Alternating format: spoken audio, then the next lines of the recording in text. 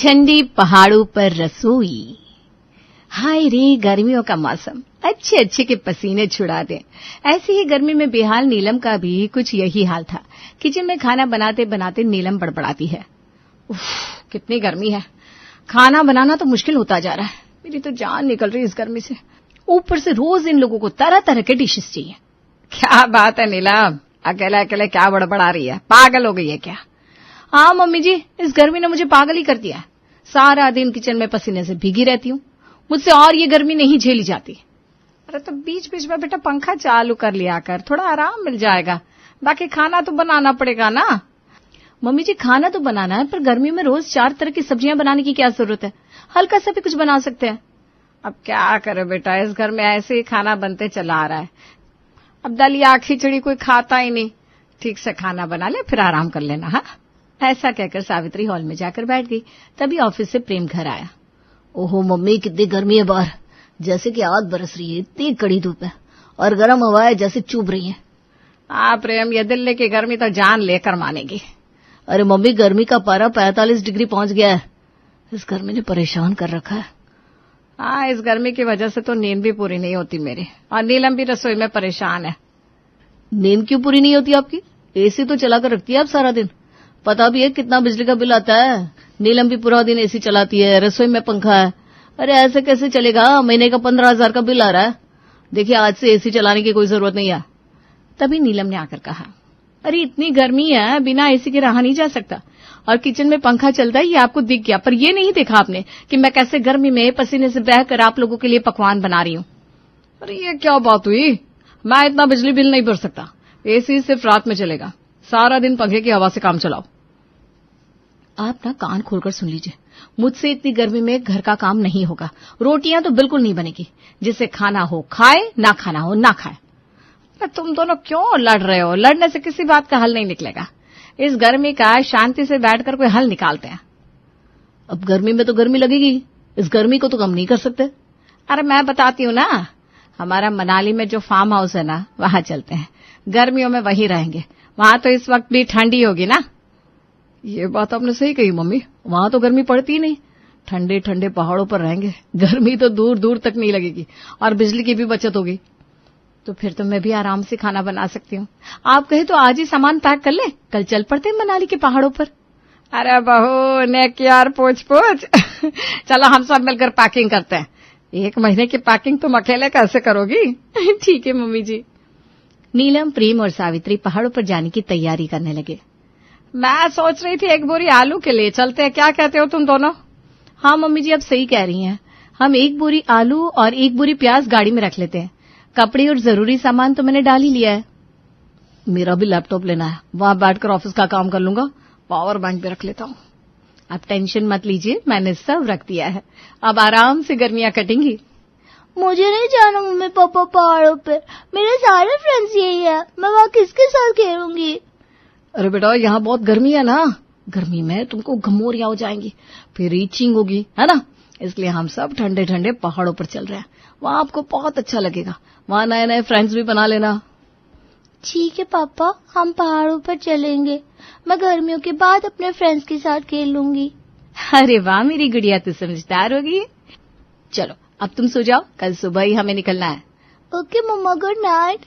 पिंकी सोने चली गई, नीलम भी पैकिंग करके सो गई। अगली सुबह नीलम, सावित्री, प्रेम और पिंकी मनाली के लिए रवाना हो गए। कुछ घंटों बाद वो लोग मनाली अपने फार्म हाउस पहुंच चुके थे। अरे आइए साहब, हम आपका इंतजार कर रहे थे। आपने कॉल करके बताया कि आप लोग यहाँ कुछ दिन रहने आ रहे हैं, तो मैंने अच्छी तरह सफाई कर दी है। अब आप लोग यहाँ आराम से रह सकते हैं। बस इसीलिए तो मैंने आपको फोन कर दिया था, ताकि आप सारी व्यवस्था करते रामू काका। अब हम यहाँ चैन से 1 महीना रहेंगे। वो सब तो ठीक है साहब जी, मुझसे जितना बन पड़ा मैंने कर दिया है, पर अब मुझे जाना होगा। अरे पर क्यों, हम तो अभी अभी आए हैं और तुम्हें जाना है, ऐसा कैसे चलेगा? क्या करें मैम साहब, अगर जरूरी ना होता तो हम नहीं जाते, पर घर पर हमारी पत्नी की तबीयत जरा खराब है तो हमें जाना पड़ेगा। जैसे ही वो ठीक हो जाएगी हम आ जाएंगे। ठीक है, अब कर भी क्या सकते हैं, जाइए आप। रामू अपने घर चला गया। तभी नीलम ने कहा, अब क्या ही कर सकते हैं, रामू काका को तो जाने से रोक नहीं सकते। थोड़ी तकलीफ तो होगी, पर यहाँ गर्मी तो नहीं है कम से कम। बिल्कुल सही कहा बेटा तुमने। अब एक काम करो, चाय बना लो, सफर की थकान उतर जाएगी और ठंडे मौसम में चाय पीने का मजा ही कुछ और है। मम्मी मेरे लिए चॉकलेट मिल्क शेक बना दो, मुझे भूख लगी है। नीलम, चाय के साथ कुछ खाने के लिए भी लेती आना। यहाँ पहुंचे नहीं कि आप सबने फरमाइशें करनी शुरू भी करते। हाँ तो अब तुम कुछ बनाने से मना नहीं कर सकती, क्योंकि यहाँ गर्मी नहीं है।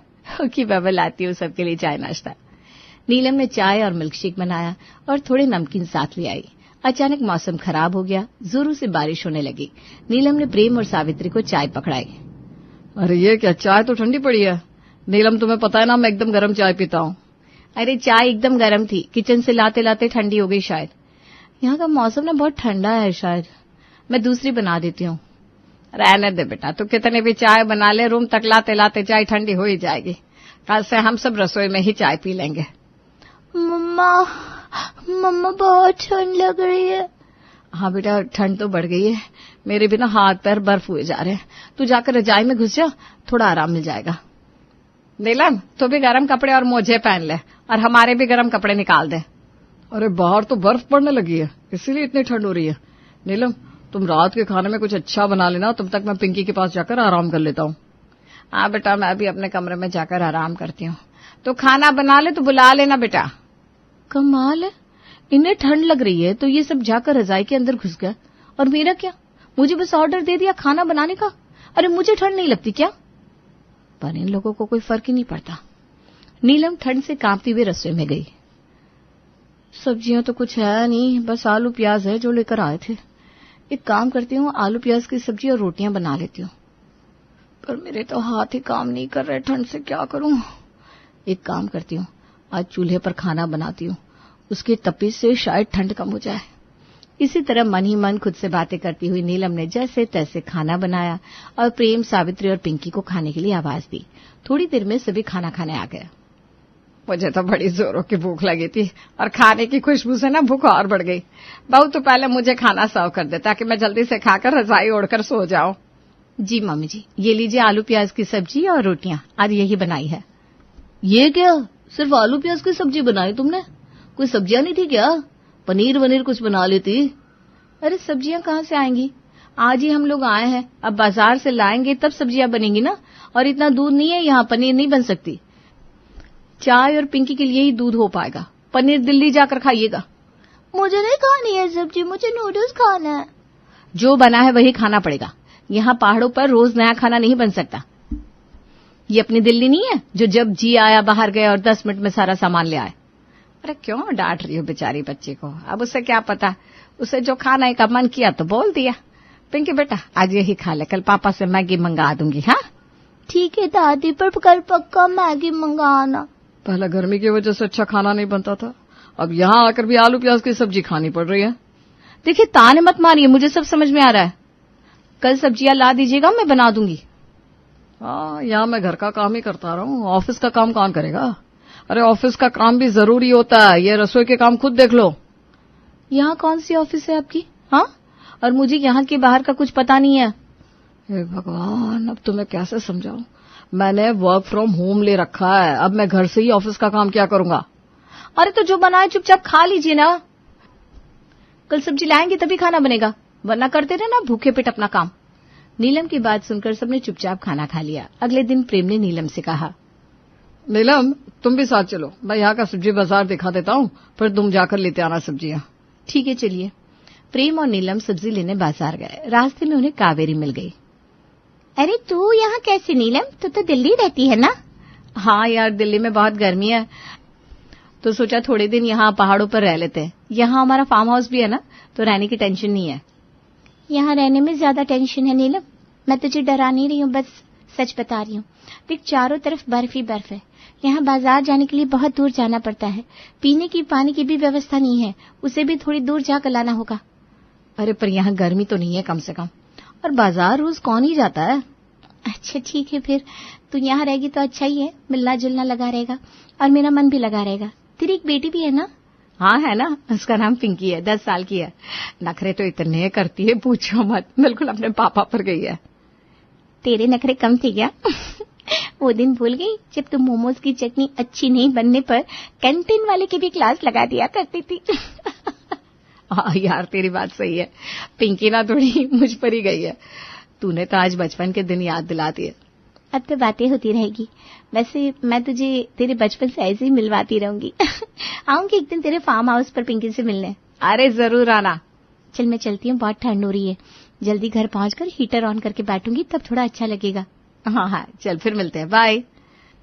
कावेरी चली गई। तभी प्रेम से नीलम ने पूछा, और कितनी दूर है बाजार? कितनी ठंड हो रही है, मुझसे चला भी नहीं जा रहा इस बर्फ में। बाजार तो बहुत दूर है, थोड़ा नीचे जाना होगा, यहाँ आसपास कुछ नहीं मिलता। अरे यह तो बड़ी दिक्कत की बात है, इतनी दूर जाकर रोज सामान ले आना पड़ेगा। ठंड भी कितनी है। मुझे लगता है हमें एक रूम हीटर खरीद लेना चाहिए। सही कह रही है तुम। आज ही बाजार से एक रूम हीटर खरीद लेंगे। और इस बर्फ में ना मेरे तो पैर भी फिसल रहे हैं, चला ही नहीं जा रहा है। बेचारी नीलम बड़ी मुश्किलों से बाजार पहुंची, प्रेम के साथ सब्जियां और रूम हीटर भी खरीद लिया और फिर पहाड़ पर बने अपने फार्म हाउस पर आई। अब नीलम और प्रेम दोनों बहुत ज्यादा थक चुके थे। तभी सावित्री ने कहा, अरे इतनी देर कहाँ लगा दी तुम दोनों ने? सुबह 10 बजे निकले थे और दोपहर का 1 बज रहा है। सब्जियां लाने तो गए थे, बाजार से सब्जियां खरीद कर लाए हो या खेत से सब्जियां तोड़कर? अरे मम्मी, आप इतना गुस्सा क्यों कर रही है? यहाँ बाजार पास में तो है नहीं, बहुत दूर पहाड़ों से नीचे जाना होता है, और फिर ऐसे बर्फीले रास्तों की आदत भी नहीं है। हाँ मम्मी जी, मैं तो बहुत थक गई हूँ। ऐसे पहाड़ों पर चलने से मेरा तो पूरा शरीर दर्द कर रहा है। आज खाना मुझसे नहीं बन पाएगा। एक काम कीजिए, आज का खाना आप ही बना लीजिए, और अब से जब भी मैं बाजार जाऊं ना तो खाना आपको ही बनाना पड़ेगा। क्या, मैं खाना बनाऊं? हाँ मम्मी, इसमें चौंकने की क्या बात है? आपके हाथ का खाना खाए कितने दिन हो गए, और सच में आज हम दोनों थक कर चूर चूर हो गए। आज तो खाना आप ही बना लीजिए। ज्यादा कुछ नहीं, बस दाल चावल बना लीजिए और साथ में भिंडी की सूखी सब्जी। हे भगवान, अब मुझे खाना बनाना पड़ेगा। दिल्ली में तो मैंने खाना बनाना कब का छोड़ दिया था। ये पहाड़ ना आए, आफत हो गई। एक तो इतनी ठंड है और इतनी ठंड में काम करना पड़ेगा। नहीं, मुझे नहीं रहना और पहाड़ों पर क्या करूं? प्रेम और नीलम का मन है तो रुकना भी पड़ेगा। क्या हुआ मम्मी जी, आप क्या बड़बड़ाए जा रही हैं? कोई बात है क्या? अरे नहीं बेटा, कुछ भी तो नहीं। मैं बस रसोई में जा रही थी, हमारे ठंडे पहाड़ों की रसोई में। बनाती हूँ सबके लिए खाना। ठीक है मम्मी जी, खाना बन जाए तो आवाज लगा दीजिएगा, मैं जरा आराम कर लेती हूँ। मेरी कमर ही टूट गई। नीलम कराहते हुए कमरे में चली गई और सावित्री जी अब इन ठंडे पहाड़ों की रसोई में खाना बना रही थी। तभी सावित्री ने प्रेम को आवाज दी, अरे प्रेम बेटा, सिलेंडर खत्म हो गया है, अब खाना कैसे बनेगा? तू जल्दी से सिलेंडर मंगवा दे। अरे मम्मी, बाहर बारिश हो रही है, यहाँ नजदीक में कहीं सिलेंडर नहीं मिलेगा, बहुत दूर जाना होगा। यहाँ आसपास तो कुछ मिलता ही नहीं है। अरे तो फिर अब क्या करे? खाना नहीं बनेगा तो खाएंगे क्या? सबको भूख लगी है। सिर्फ चावल बन गए, बाकी दाल सब्जी भी बननी बाकी है। बिना दाल के सिर्फ चावल कैसे खाए जाएंगे? तभी नीलम आती है, मम्मी जी क्यों ना हम लकड़ी का चूल्हा जलाकर खाना बनाए? अरे चूल्हा जलेगा कैसे? बारिश के कारण सारी लकड़ियां गीली हो गई हैं, अब चूल्हा नहीं जल सकता। मुझे भूख लगी है, खाना खाना है। चलो बेटा, आज तो ये सब चावल ही खाने पड़ेंगे। मैं इन चावलों में ना थोड़ी दही और चीनी मिला देती हूँ। पिंकी बहुत भूखी है, खा लेगी। हाँ मम्मी जी, यही सही रहेगा। इतनी ठंड में दही चावल ही खाने पड़ेंगे, और कर भी क्या सकते हैं। अब चावल भी बर्फ जैसे ठंडे हो गए और दही तो जम गया है। अब इतनी ठंड में ठंडे ठंडे चावल खाने होंगे। घर के सब लोगों ने जैसे तैसे ठंडे दही चावल खाकर अपनी भूख मिटाई। ठंड है कि बढ़ती जा रही थी, अब सब लोग ठंड से कांप रहे थे। सावित्री ने कहा, प्रेम बेटा, रूम हीटर चला दे, बहुत ठंड है। ये ठंडे चावल खाकर ना और ठंड लगने लगी है। हाँ मम्मी, हीटर तो चलाना पड़ेगा, वरना हम सब ठंड से बीमार हो जाएंगे। पता नहीं यहाँ के लोग कैसे यहाँ रहते होंगे। प्रेम जी, हीटर चलाने से भी बिजली बिल ज्यादा ही आता है, और फिर आपको प्रॉब्लम होगी, फिर आप गुस्सा करेंगे। अरे इतनी ठंड में हीटर नहीं चलाया तो हम इस दुनिया में ही नहीं रहेंगे। यहाँ रूम हीटर बिना नहीं रहा जा सकता। जैसे यहाँ ठंड से बचने के लिए हीटर की जरूरत है ना, वैसे ही दिल्ली में हमें भी गर्मी से राहत के लिए पंखे और एसी की जरूरत है। बिल दोनों जगह बराबर ही आएगा, पर वहां हम रहते आए हैं तो वो जगह हमारे लिए ज्यादा आसान है। 4 लोग अपने हैं, यहाँ तो कोई अपना सा नहीं लगता। नीलम ठीक कह रही है बेटा, वहां तो घर से निकलती ही कुछ दूरी पर बाजार है, जब जरूरत हुई 5 मिनट में सामान ले आए। यहाँ तो एक दूसरे के घर भी कितने दूर दूर है, ऊपर से ये बर्फ। यहाँ तो कुछ दिन घूमने आना ही अच्छा लगता है, रहने के लिए अपना घर ही ठीक है। अब ठीक बोल रही है मम्मी, मुझसे बिना ये रोज रोज बर्फ जैसा खाना नहीं खाया जाता। ऊपर से अपने मन का तो कुछ बन ही नहीं पाता। बाहर निकलकर कुछ खाने की सोचे तो बस थोड़ी दूरी पर मैगी और चाय मिलती है, इसके अलावा और कुछ मिलता ही नहीं। हाँ, और हमारे दिल्ली में तो कितनी चाट, गोलगप्पे, मोमोज की रेडियां होती हैं, जो मन करे खाओ। और खाना खाना हो तो रेस्टोरेंट भी पास ही में है। अपना घर ही बेस्ट होता है। मुझे तो दिल्ली की बहुत याद आ रही है। मम्मी मेरा भी मन नहीं लग रहा यहाँ, मेरा कोई फ्रेंड नहीं है, बाहर खेलने के लिए भी नहीं जा सकती, इतनी ठंड है। मम्मी पापा चलिए ना, घर चलते हैं, वहाँ मैं पूजा, डम्पी, टीकू के साथ जी भर कर खेलूंगी। मेरा स्कूल भी वहीं है, प्लीज पापा चलो ना। देखो अब तो मुझे भी लगता है कि हमें घर ही चलना चाहिए, यहाँ बहुत परेशानी हो रही है। लेकिन वहाँ एसी और पंखा दोनों चलेगा गर्मियों में, और आप बिजली बिल को लेकर बिल्कुल गुस्सा नहीं करेंगे। अरे ठीक है बाबा, चला लेना एसी पंखा। वैसे भी मुझे भी समझ में आ गया कि दिल्ली ही अपने लिए ठीक है, और इस कड़कड़ाटी ठंड से तो बेहतर दिल्ली की गर्मी है। नीलम तुम सामान पैक करो, हम आज ही घर जाएंगे। हाँ तो ठीक है, मैं पैकिंग कर लेती हूँ, पर एक बात कहनी है। ये जगह बहुत खूबसूरत है, और लोग यहाँ रहते भी हैं, पर बस हमें यहाँ रहने की आदत नहीं है ना। हम यहाँ आएंगे पर घूमने, घर बसाने नहीं। ठीक कहा बेटा तुमने, घूमने के लिए ये जगह वाकई बहुत सुंदर है। चल अब जल्दी पैकिंग करते हैं और यहाँ से निकलते हैं, वहां जाकर कोई ढंग का खाना खाएंगे। नीलम और घर वालों ने पैकिंग की, गाड़ी में सामान रखा और ठंडे पहाड़ों की रसोई को अलविदा कहकर अपने दिल्ली वाले घर के लिए रवाना हो गए।